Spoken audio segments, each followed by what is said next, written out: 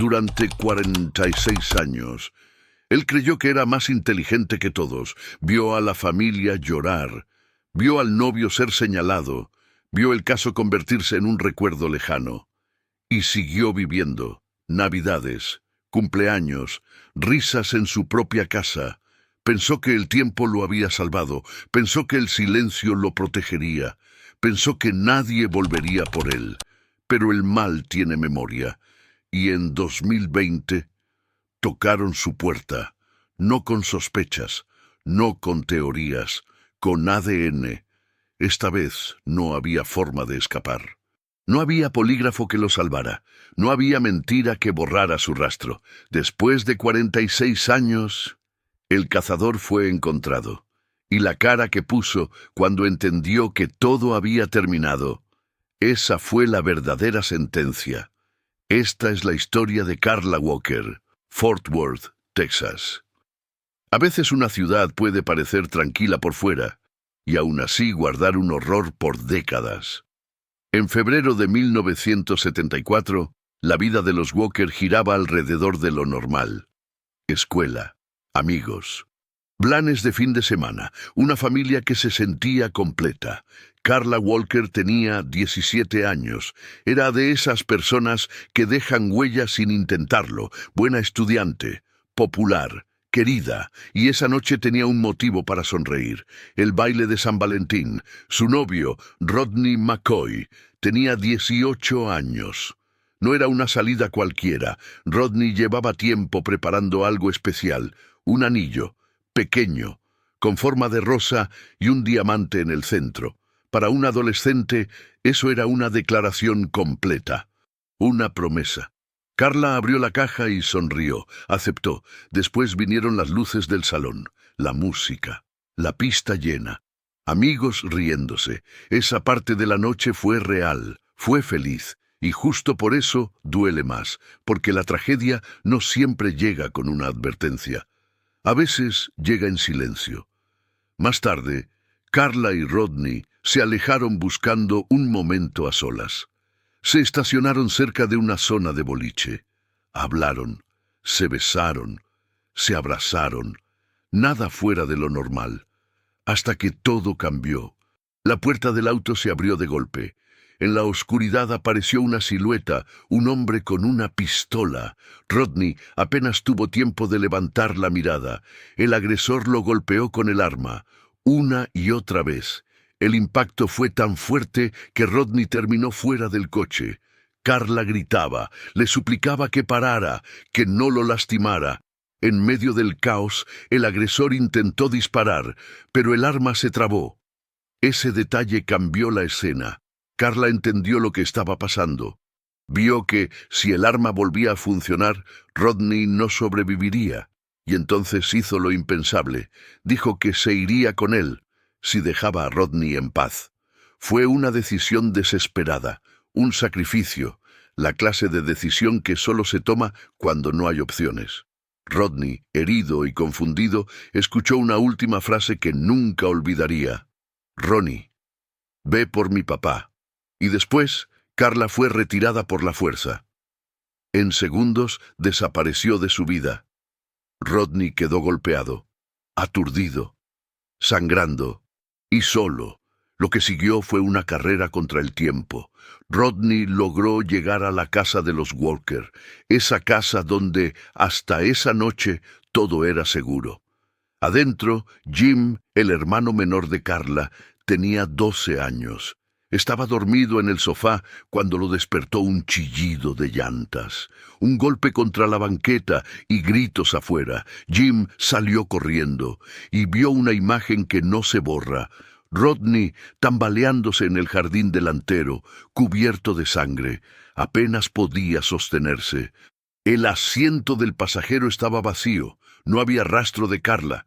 La familia salió de inmediato. Preguntas atropelladas. Rodney intentando hablar, pero sin aire, sin fuerza. Solo alcanzaba a repetir la verdad que nadie quería escuchar. Se la llevaron. A partir de ahí, el mundo se partió en dos. Antes y después. La policía llegó. Luego se sumaron agentes federales. La búsqueda comenzó, pero esa primera noche no era solo una operación. Era una familia de pie, mirando la calle como si Carla pudiera volver caminando. Era Jim, con 12 años, entendiendo que la infancia no siempre avisa cuando termina. Y era Rodney, con la cara hinchada, el cuerpo golpeado, tratando de explicar un ataque que ocurrió en minutos, pero que iba a perseguirlo toda la vida. Porque desde ese instante, no solo Carla estaba desaparecida, también empezaba otra historia. La historia de cómo una ciudad entera buscaría respuestas. Y de cómo, durante décadas, muchos mirarían a Rodney como sospechoso, sin tener idea de quién estaba realmente libre. Aquí no solo contamos crímenes, alertamos a las personas, y lo que pasó en las siguientes horas iba a poner a prueba a todos, a la policía, a la comunidad y sobre todo a la familia Walker. Continuamos con lo que ocurrió al día siguiente, cuando la búsqueda se volvió desesperada y el foco se estrechó como una trampa. Al amanecer del día siguiente, la casa de los Walker ya no era un hogar común, era un punto de comando. Patrullas estacionadas afuera, agentes entrando y saliendo, vecinos observando en silencio. La noticia se había esparcido rápido. Una adolescente había sido retirada por la fuerza la noche del baile de San Valentín. Eso no era algo habitual en Fort Worth. Rodney fue llevado al hospital. Tenía lesiones en la cabeza por los golpes recibidos con el arma. Cuando regresó, los interrogatorios comenzaron. La policía necesitaba respuestas, y él era la única persona que había estado allí. Fue cuestionado una y otra vez. ¿Cómo ocurrió? ¿Qué vio? ¿Qué escuchó? Si reconocía la voz del agresor. Para los investigadores era procedimiento. Para la comunidad era sospecha. Muchos comenzaron a murmurar. Había sido el último en verla. Había sobrevivido. Eso, para algunos, no encajaba. Pero la familia Walker no dudó. Sabían lo que Rodney sentía por Carla. Mientras tanto, la búsqueda se intensificaba. Campos abiertos, carreteras rurales, zonas boscosas. Voluntarios se sumaron. El FBI participó en la coordinación. Cada hora que pasaba pesaba más. 3 días después, un detective recordó un caso reciente. El año anterior, otra joven de edad similar había sido encontrada sin vida dentro de una estructura de drenaje en las afueras de la ciudad. Esa coincidencia no podía ignorarse.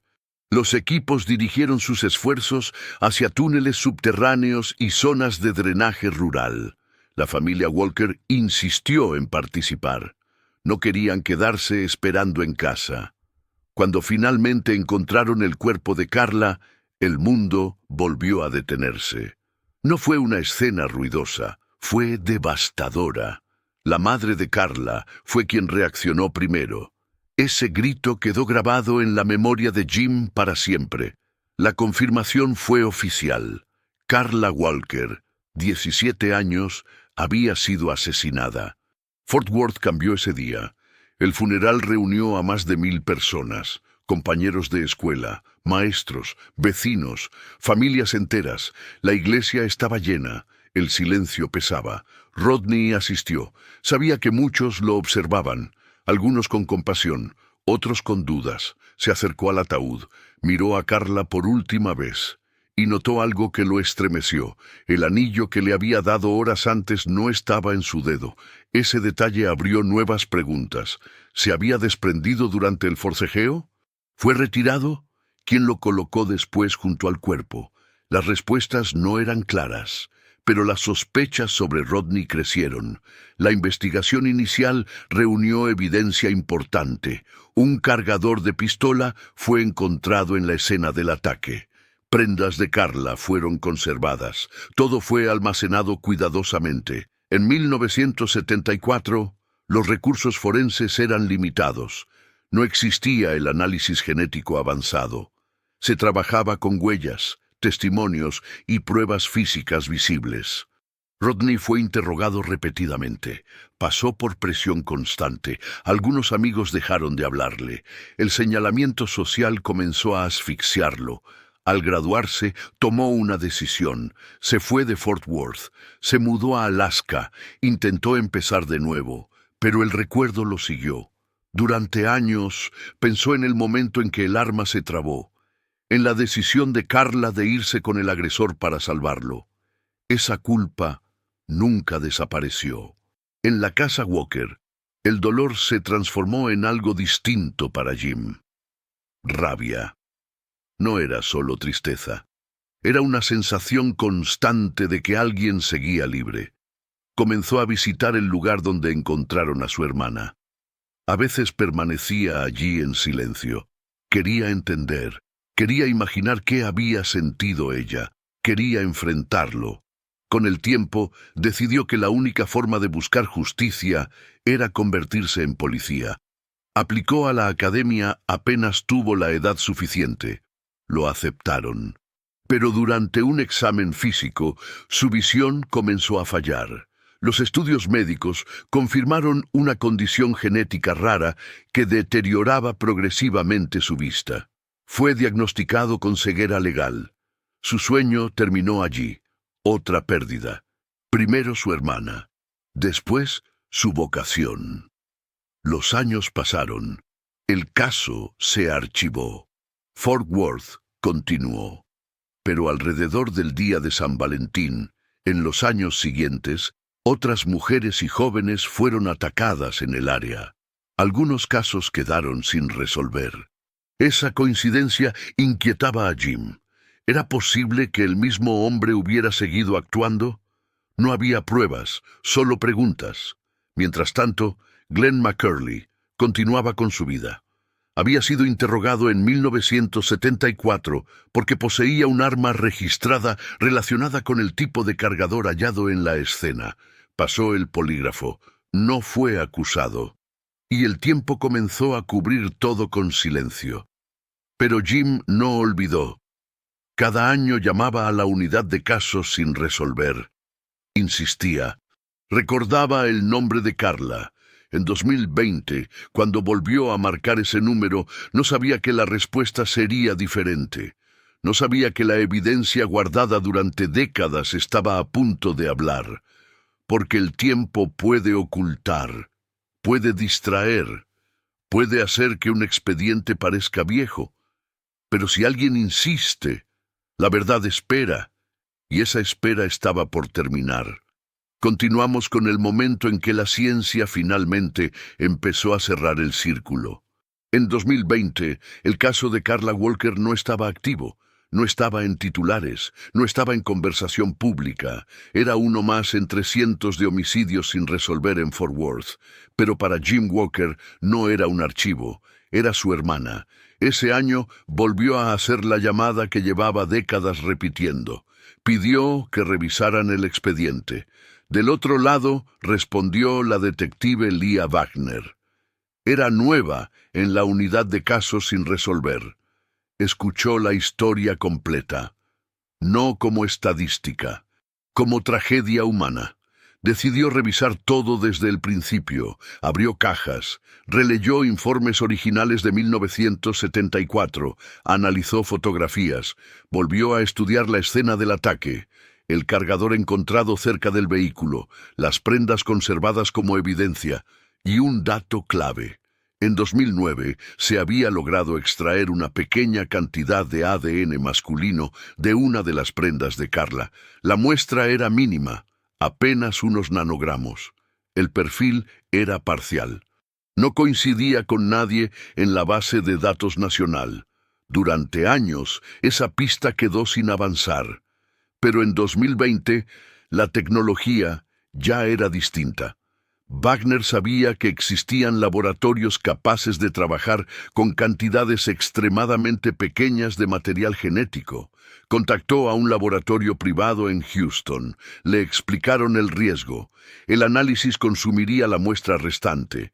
Si fallaba, se perdería la última oportunidad.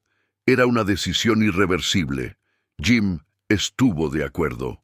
No querían seguir esperando. La muestra fue enviada. Los días posteriores fueron tensos. Cuando el resultado llegó, cambió todo. El perfil genético completo arrojó un nombre: Glenn McCurley. Wagner revisó los archivos antiguos.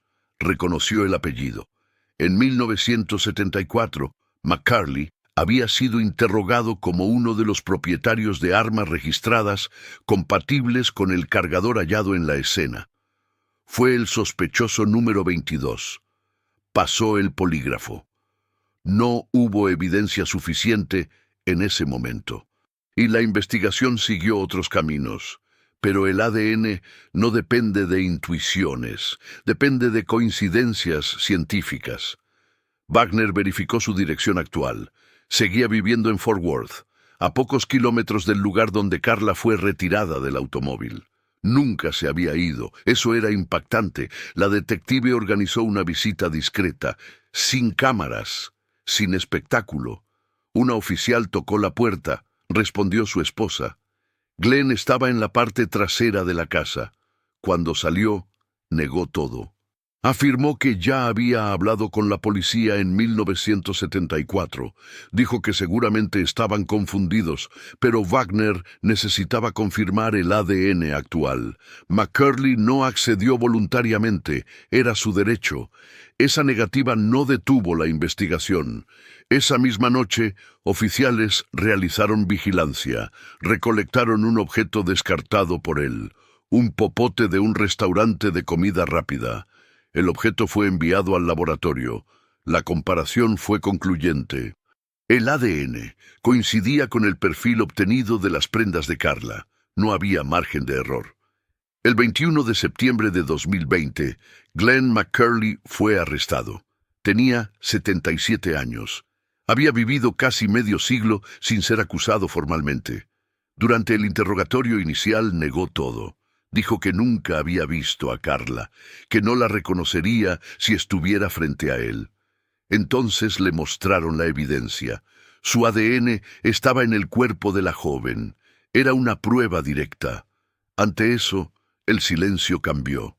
Después de décadas, admitió que la había estrangulado. No ofreció explicaciones amplias, no describió detalles, solo confirmó el hecho esencial. Para la familia Walker, la noticia fue abrumadora. Jim lloró. Rodney recibió la llamada. Durante 46 años vivió bajo sospecha. Ahora había un nombre, un responsable identificado. Pero la investigación no terminó ahí. Había una inquietud.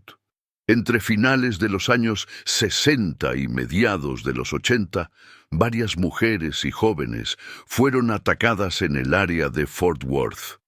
Algunas cerca del día de San Valentín. Algunos casos seguían sin resolverse. Los detectives consideraron la posibilidad de que Carla no hubiera sido la única víctima. Cuando lo presionaron, McCurley se cerró. No confesó otros hechos, no colaboró más. El caso pasó entonces a la fase judicial. La evidencia estaba clara, la coincidencia genética era sólida. El arresto marcó un punto de quiebre. Después de 46 años, el responsable estaba identificado. Pero el juicio aún debía realizarse, y lo que ocurriría en esa sala no solo cerraría un proceso legal, también pondría a prueba el corazón de quienes habían vivido casi medio siglo esperando este momento. Continuamos con el juicio y el impacto que dejó en ambas familias. El 19 de agosto de 2021 comenzó el juicio en el condado de Tarrant. No era un proceso más.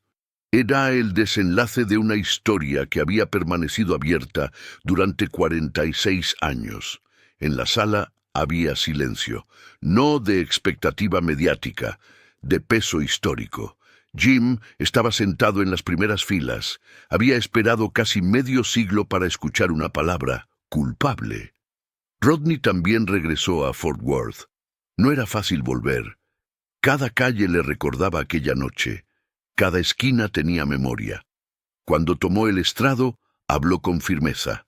Recordó el baile, el anillo, la promesa. Describió el momento en que la puerta del auto se abrió, los golpes con el arma, el intento de disparo que se trabó. y la decisión de Carla de irse con el agresor para salvarlo. Ese instante lo acompañó toda la vida. Durante décadas fue señalado, cuestionado, observado con desconfianza. Algunos pensaban que sabía más, otros directamente sospechaban de él. Ese día, por primera vez, hablaba como víctima. La fiscalía presentó la evidencia científica.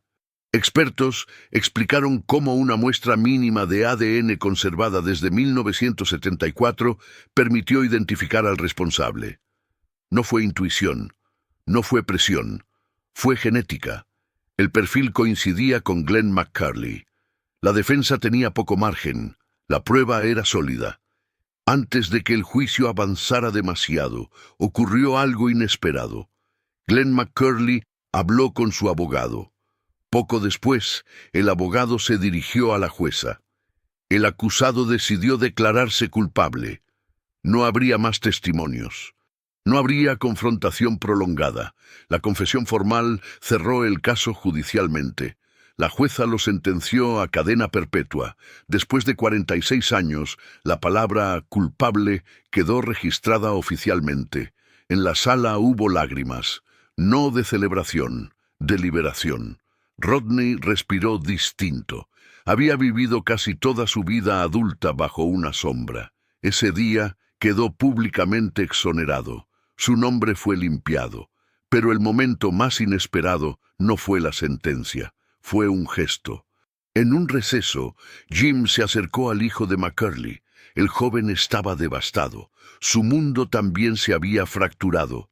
Jim le pidió permiso para abrazarlo. Le dijo que no era responsable por los actos de su padre. Ese gesto cambió el ambiente. No fue indulgencia, fue humanidad. Dos hombres marcados por el mismo crimen, desde lados distintos, pero ambos sin haberlo elegido. Al finalizar el proceso, hubo otro momento simbólico. El anillo que Rodney había entregado aquella noche fue devuelto oficialmente. Ese anillo había sido conservado como evidencia durante décadas, pequeño, con forma de rosa, con un diamante en el centro. Rodney lo sostuvo en sus manos. Dijo que era como recuperar una parte de su juventud. No borraba el pasado, pero cerraba un círculo. Mientras tanto, las autoridades revisaron otros casos ocurridos entre finales de los años 60 y mediados de los 80 en Fort Worth. Algunas mujeres y jóvenes fueron atacadas en circunstancias similares, especialmente cerca del día de San Valentín. No se confirmó oficialmente la responsabilidad de McCurley en esos hechos, pero las coincidencias generaron inquietud. Algunos expedientes siguen abiertos. El juicio terminó. La sentencia fue clara. Pero la historia no era solo legal, era emocional. Para Jim, la justicia no significó alegría. Significó dejar de vivir únicamente esperando respuestas. Durante décadas, su identidad estuvo ligada a una pregunta. ¿Quién fue? Ahora podía recordar a su hermana sin que esa pregunta dominara todo. Fort Worth también cambió. El caso impulsó discusiones sobre la importancia de conservar evidencia, sobre financiar tecnología forense avanzada, sobre revisar expedientes antiguos, porque una muestra mínima de ADN había logrado lo que generaciones anteriores no pudieron. Aquí no solo contamos crímenes, alertamos a las personas. Un agresor puede creer que el tiempo lo protege, puede confiar en el olvido, puede apoyarse en la tecnología limitada de otra época, pero si la evidencia existe y alguien insiste, el pasado puede regresar, y cuando regresa, lo hace con fuerza. Continuamos con la reflexión final y el impacto que este caso dejó más allá del tribunal. La cadena perpetua no devolvió a Carla, no reparó los años perdidos, no llenó el silencio que quedó en la mesa familiar, pero puso algo en su lugar. La verdad, durante 46 años, la historia estuvo incompleta. Había dolor, había sospechas, había preguntas, pero no había un responsable oficialmente señalado. Eso cambió en 2021. Rodney, que vivió gran parte de su vida con miradas de duda, pudo finalmente caminar sin esa sombra. No pidió aplausos, no buscó protagonismo, solo quería que quedara claro lo que siempre supo, que él también había sido víctima. El anillo que entregó aquella noche regresó a sus manos. Ese gesto fue simbólico. No devolvía el pasado, pero restauraba dignidad. Para Jim, el cierre fue distinto. Durante décadas imaginó este momento. Pensó que sentiría rabia.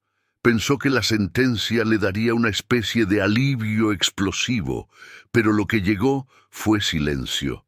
Un silencio distinto, no vacío, sino descanso, porque cuando uno sostiene una herida abierta por casi medio siglo, la justicia no se siente como triunfo. Se siente como poder respirar sin presión en el pecho. Aún así, quedaron preguntas. Entre finales de los años 60 y mediados de los 80, varias mujeres y jóvenes fueron atacadas en el área de Fort Worth.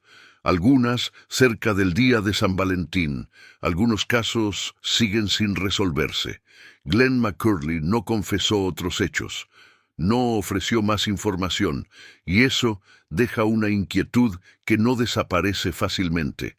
La policía revisó expedientes antiguos, comparó patrones, analizó coincidencias, pero no hay confirmación oficial de otras víctimas. El caso de Karla también dejó una enseñanza institucional. La evidencia conservada durante décadas permitió que la tecnología moderna hiciera lo que antes era imposible. Una muestra mínima de ADN rompió un silencio de 46 años. Eso impulsó conversaciones sobre financiamiento forense, sobre revisar archivos olvidados, sobre no rendirse ante el paso del tiempo. Porque aquí no solo contamos crímenes, alertamos a las personas, alertamos sobre la falsa sensación de impunidad. McCurley trabajó, tuvo familia, vivió en la misma ciudad donde cometió el crimen. Durante casi medio siglo nadie tocó su puerta con una orden de arresto. Eso es inquietante, pero también es una advertencia. El tiempo no garantiza protección, la tecnología cambia, la ciencia avanza, y lo que hoy parece imposible, mañana puede ser determinante. La historia de Karla Walker no es solo un caso resuelto, es la historia de una joven de 17 años con planes interrumpidos. Es la historia de un hermano que nunca dejó de llamar. Es la historia de un hombre que cargó con sospechas injustas. Es la prueba de que la perseverancia puede cambiar el destino de un expediente archivado, y también es un mensaje claro.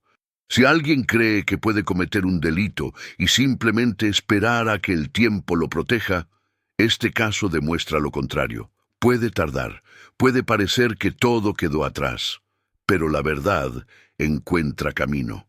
Y cuando lo hace, no necesita gritar, solo necesita pruebas. Ahora quiero leerte. ¿Crees que existen otros casos antiguos que podrían resolverse con tecnología actual? ¿Piensas que aún hay víctimas relacionadas que merecen respuesta? Te leo en los comentarios. Porque mientras alguien recuerde, ningún caso está verdaderamente cerrado.